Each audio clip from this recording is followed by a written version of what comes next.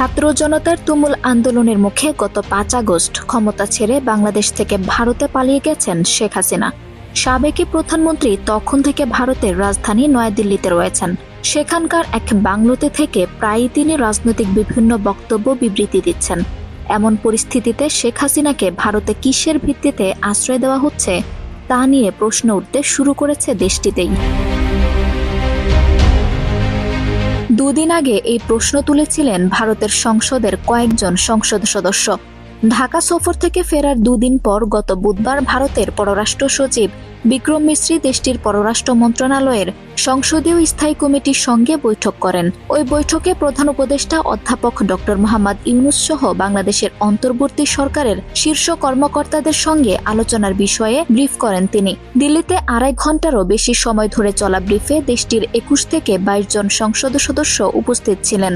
বুধবারের ব্রিফে অংশ নেওয়া একাধিক সূত্রের বরাত দিয়ে দেশটির সংবাদ মাধ্যম আইএনএস জানায়, ব্রিফিংয়ের সময় পররাষ্ট্র সচিব বিক্রম মিশ্রির কাছে ভারতের কয়েকজন সংসদ সদস্য শেখ হাসিনা কোন মর্যাদায় দেশটিতে অবস্থান করছেন সেই সম্পর্কে জানতে চেয়েছেন।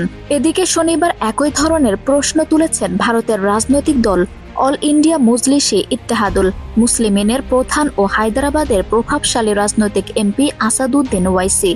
দেশটির সংসদের নিম্নকক্ষ লোকসভার এই সদস্য বাংলাদেশে কথিত সংখ্যালঘু ইস্যুতেও কথা বলেছেন। তিনি বলেছেন, বাংলাদেশের সংখ্যালঘুদের উপর হামলা ভারতীয় মুসলমানদের বিরুদ্ধে ঘৃণা ছড়ানোর জন্য ব্যবহার করা হচ্ছে। দেশটির সংবাদ মাধ্যম আজতক নিউজের বিশেষ অনুষ্ঠানে এজেন্ডা আজতককে অংশ নিয়ে হায়দ্রাবাদের এই এমপি বলেছেন, শুক্রবার লোকসভার অধিবেশনে বাংলাদেশের সংখ্যালঘুদের উপর সহিংসতার বিষয়টি তুলে ধরেছেন তিনি।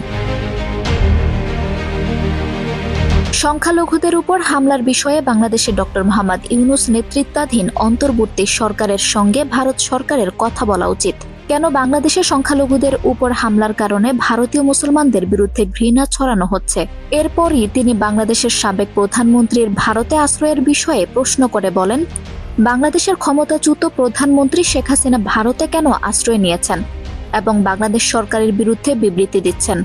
ভারতের প্রধানমন্ত্রী নরেন্দ্র মোদী নেতৃত্বাধীন বিজেপি সরকার কি শেখ হাসিনার এসব বক্তব্যকে সমর্থন করছে?